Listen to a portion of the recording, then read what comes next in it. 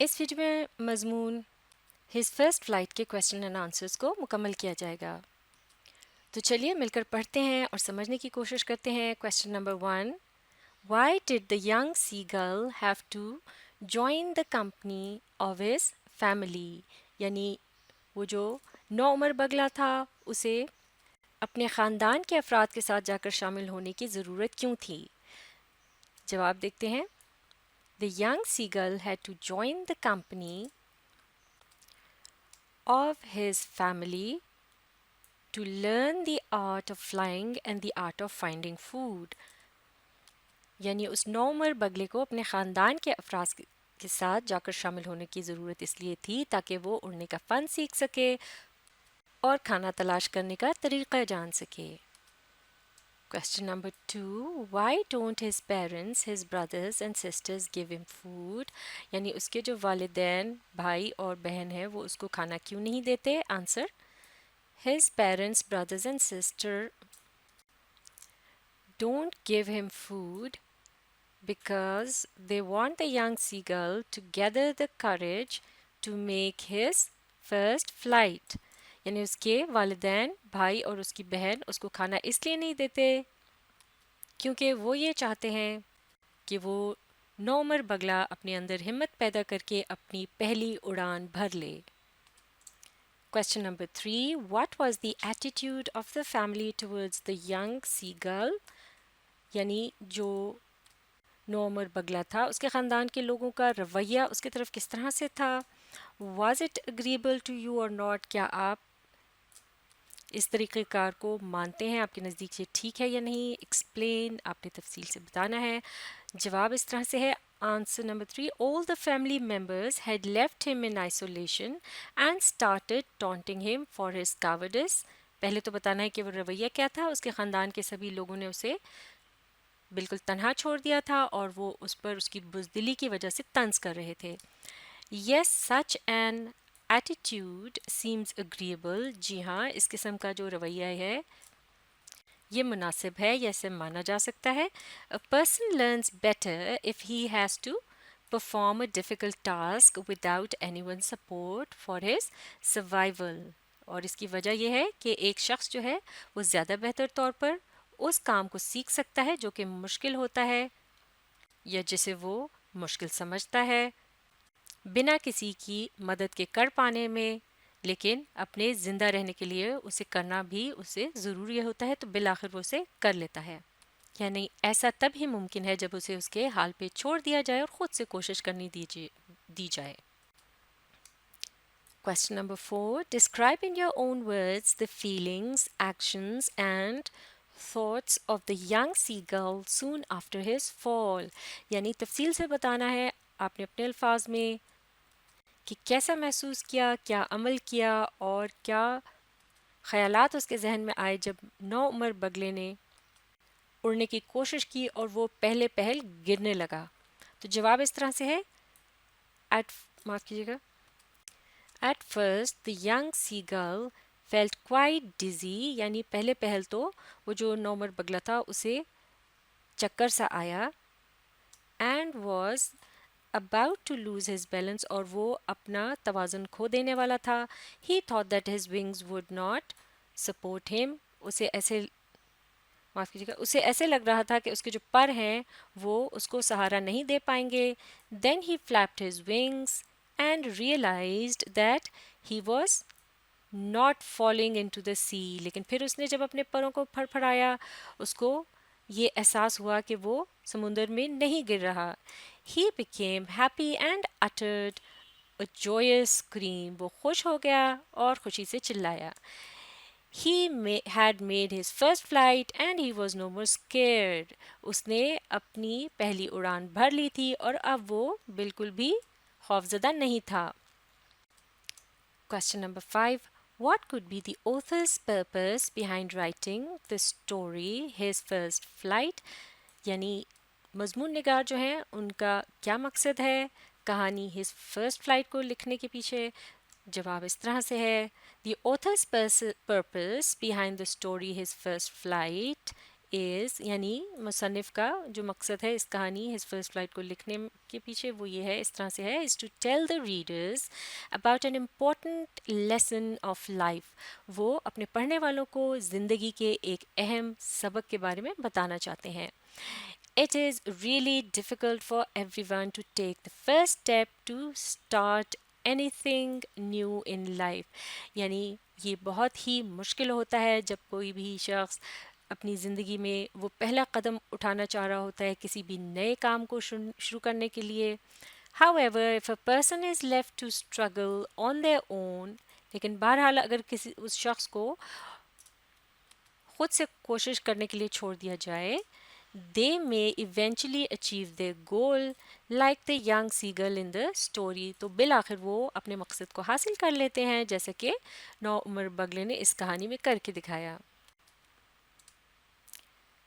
Question number 6. Compare and contrast the attitude of the family members before and after the flight of the young seagull in his first flight. یعنی موازنہ کرنا ہے یا مقابلہ کرنا ہے رویے کا خاندان کے افراد کے جو نوعمر بگلا تھا اس کے اڑنے سے پہلے جو ان کا رویہ تھا اور پھر جو اس کے بعد کا رویہ تھا اس کہانی ہز فرسٹ فلائٹ میں. جواب اس طرح سے ہے، بفور دا فلائٹ یعنی اس اڑان بھرنے سے پہلے، یعنی جب جو وہ تھا بگلا وہ اڑ نہیں پایا تھا، the family was angry with the young sea girl, تو اس کے خاندان کے افراد اس پر خفا تھے، اس سے غصہ تھے. اینڈ دے ہیڈ لیفٹ ہم آل alone آن دا لیج، اور وہ اس کو چٹان پر بالکل اکیلا چھوڑ کر چلے گئے تھے. دے threatened to let him starve unless he flew، اور انہوں نے اس کو بھوکا مر جانے کا ڈراوا دیا تھا کہ اگر وہ اڑ نہ پایا تو بالآخر اس کا یہ انجام ہوگا. Finally, when he mustered up courage and made his first flight, then all of them started to praise him.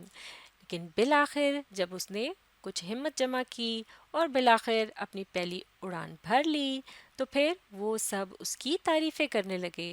They offered him scraps of dog fish، اور پھر انہوں نے یہ ڈاگ فش قسم کی جو ایک مچھلی ہوتی ہے اس کے ٹکڑے اس کو پیش کیے. The feelings of joy and pride was expressed in the screaming of the parents of the young seagull. اور پھر خوشی اور فخر کے جو جذبات ہیں ان کا اظہار نوعمر بگلے کے والدین کی چلانے کی آوازوں میں ظاہر ہونے لگا، یعنی وہ بہت خوش ہو گئے. Question number 7. Identify the sentence in the first paragraph of his first flight which shows cause and effect.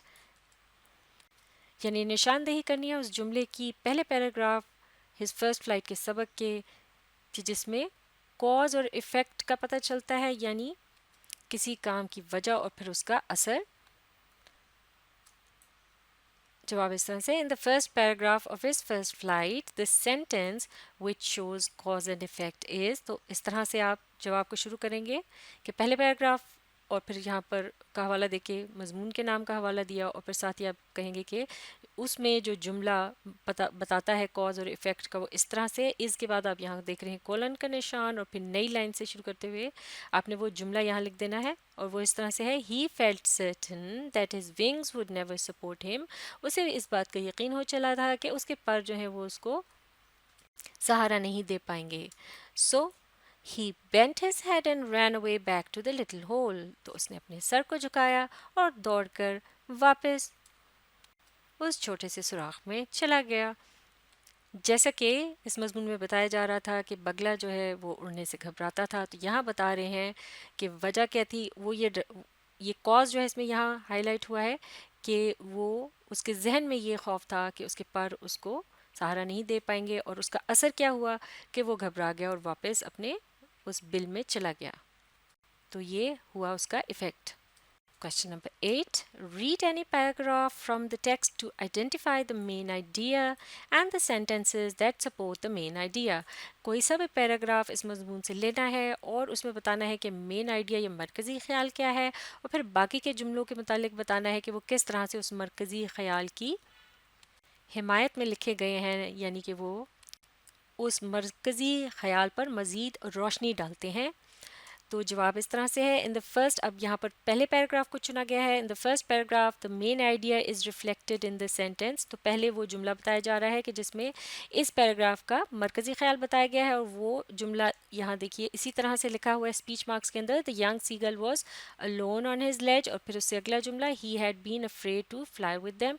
ये है इस पैराग्राफ का मरकज़ी ख्याल कि वो नौमर बगला जो था वो अपनी चट्टान पर अकेला रह गया था और वो उनके साथ उड़ने से घबरा रहा था, यानी अपने ख़ानदान के अफराद के साथ। अब ये तो हो गया मेन इसका आइडिया। इसके साथ जो बाकी के जुमले हैं इसी पैराग्राफ में उनके मतलब बताना है, तो इस तरह से हम कह सकते हैं कि the rest of the sentences support the main idea. बाकी के जो जुमले हैं वो भी मेन आइडिया की हिमायत में है। इसी के मतलब बताते हैं, जैसे कि it is told that his brothers and sisters had already phloem away, यानी उनमें जैसे कि ये बताया गया है अगले चंद एक जुमलों में कि उसके जो भाई और बहन थे वो पहले ही उड़कर जा चुके थे, यानी फिर ये इशारा इसी बात की तरफ हो रहा है कि वो अकेला रह गया था। He failed to muster up courage to take that plunge, वो अपने अंदर इतनी हिम्मत नहीं जमा कर पा रहा था कि उस उड़ान को भर पाए। एक मतलब फिर ये जो मरकज़ी ख्याल है कि वो उड़ने से घबराता था, he had been afraid to fly, इसकी तरफ इशारा करता है। अगला जुमला हिज माफ़ कीजिएगा, अगला ख्याल इस तरह से, his parents were अपब्रेडिंग him for he would not move, और उसके वालिदैन जो थे वो भी उसको लान तान कर रहे थे या उसको बुरा भला कह रहे थे क्योंकि वो अपनी जगह से हिल भी नहीं पा रहा था, यानी वो अपने अंदर हिम्मत पैदा नहीं कर पा रहा था। फिर ये इसी बात की तरफ इशारा है कि वो उड़ने से घबरा रहा था। तो इस तरह से मरकज़ी ख्याल को सपोर्ट किया गया है बाकी के जुमलों की मदद से पहले पैराग्राफ में। अब देखते हैं आखिरी सवाल, question number 9, read the second paragraph of the text to identify transitional devices and state their functions. दूसरे पैराग्राफ को पढ़कर उसमें से अबूरी अलामात के मुतालिक बताना है और फिर उनका मकसद भी बताना है कि इनका इस्तेमाल क्यों किया जाता है। जवाब इस तरह से है, The transitional devices that have been used by the writer in this second paragraph of the text are, तो अब यहाँ ये बताया जा रहा है कि जो अबूरी अलामात मुसन्निफ ने इस्तेमाल की हैं दूसरे पैराग्राफ के अंदर वो हैं, और इस तरह से कोलन का निशान इसके बाद एक एक करके उनको लिखा गया है यहाँ पर चुनकर। सिंस यानी जब से या तब से, देन फिर, एंड यानी इसके अलावा, इनफैक्ट यानी ये एक हकीकत है या दरअसल या यकीनी तौर पे, इसके लिए ये अल्फाज इस्तेमाल होते हैं इनफैक्ट। तो ये जो दो तीन अल्फाज यहाँ से चुनकर लिखे गए हैं ये ट्रांजिशनल डिवाइसेस कहलाई जाती हैं, ऐसे अल्फाज जो कि जुमलों के दरमियान एक रब्त पैदा करते हैं। जैसे यहाँ इनका मकसद भी यही बताया गया है, they help to convey the message smoothly bye connecting one sentence to another, ये मदद करते हैं किसी भी पैगाम को आसानी के साथ पहुंचाने में, जैसे कि ये एक जुमले को दूसरे के साथ जोड़ते हैं। ये मश्क यहाँ मुकम्मल हो चुकी है। अब इस वीडियो को रिप्ले कीजिए और इसके साथ साथ पढ़ने, समझने और लिखकर प्रैक्टिस करने की कोशिश जारी रखिए।